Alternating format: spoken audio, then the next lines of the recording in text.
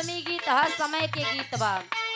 दुल्ही कहतिया बसंती बयार बहे सरिसो फुलाइल ए हो पिया कहवा बाड़ा तू भुलाइल ए हो पिया बाड़ा तो भुलाए ए हो पिया कहाँ बाड़ा तो भुलाए बसंती बयार सारे सो फुलाए बसंती बयार बहे सारे सो फुलाए ए हो पिया कहाँ बाड़ा तो भुलाए ए हो पिया कहाँ बाड़ा तो भुलाए दुल्ही कहे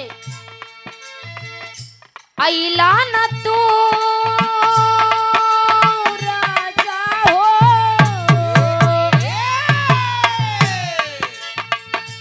अइला न तू तोहर चिट्ठिया भराई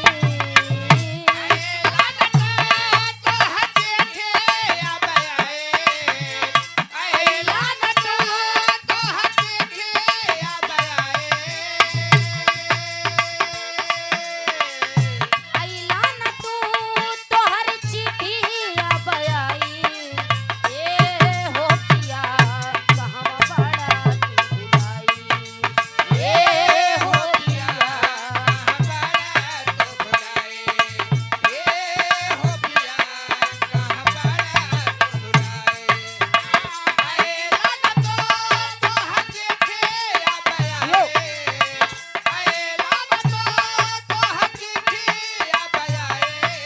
ए हो पिया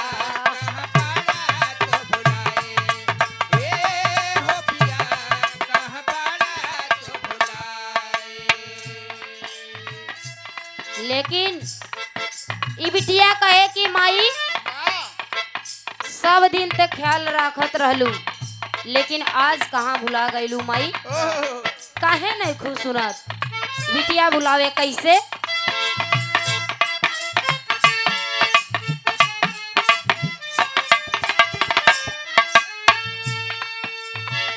ममता के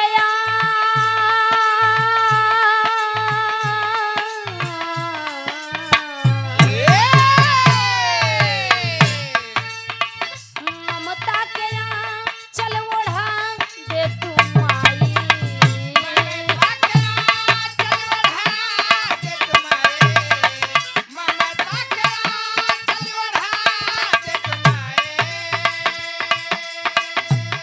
ममता के चल ओढ़ा दे तू माई ऐसा भाभी चल जिया बचा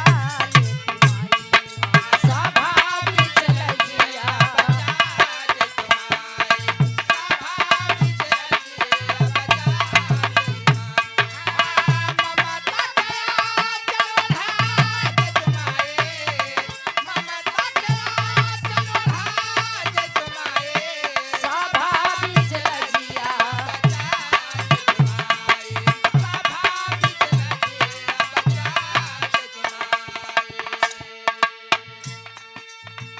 कहे कि माई आपन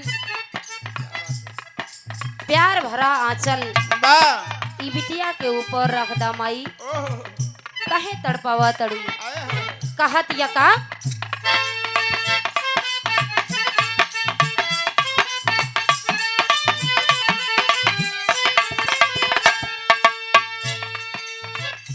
कहा जाता है कि माई बाबू के कर्जा केहू कबो ना चुका पाई ना तो केहू चुकवले बा ना तो केहू चुकाए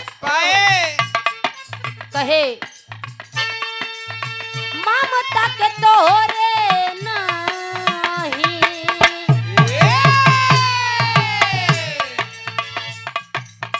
ममता के तोहरे नाही दुनिया में मोल बा समता के तोहरे नाही और है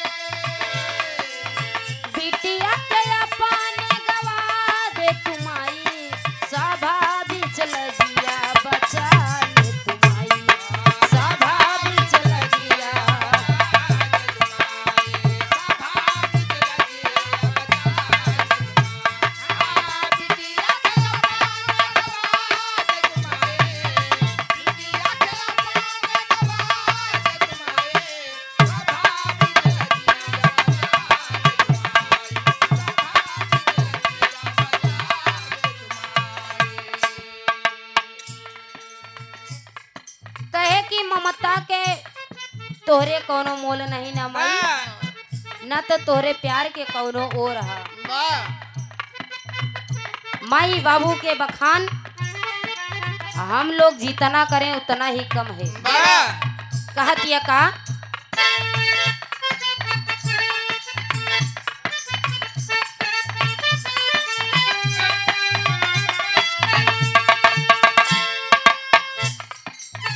नव माह गोदिया में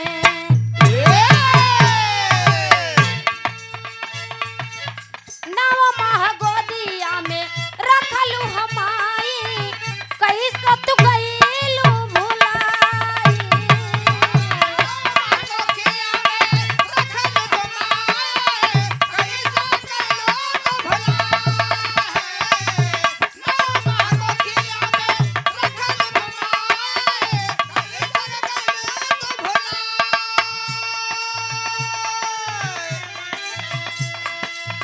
नव माह गोदिया में रखलू ये माई कहीं सत गईलू भुलाई।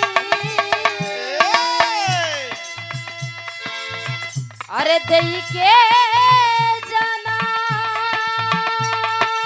माई हो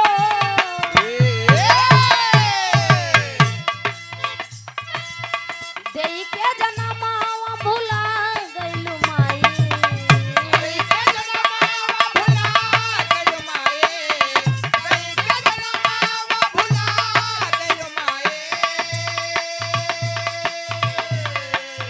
देई के जनमावा भुला गईलू माई सभा बीच लजिया बचा ले तू माई।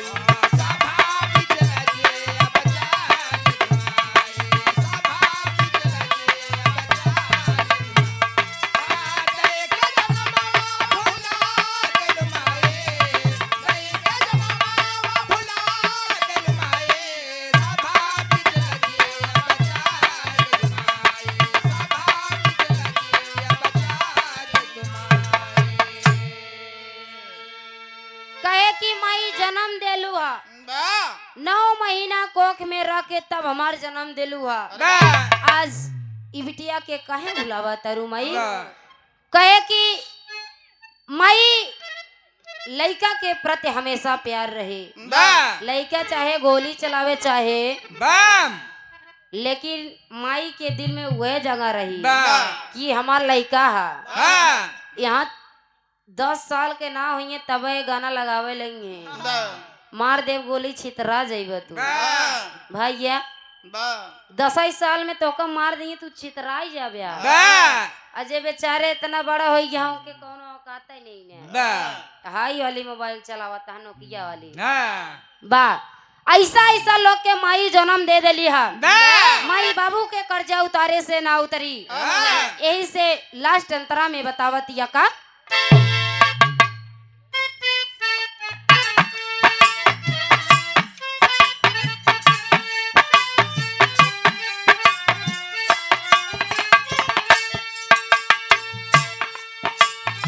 सम्मानित श्री राजेश चमन कवि जी लास्ट भाव में बड़ी मार्मिक लाइन लिखते हैं। गुरुजी आप क्या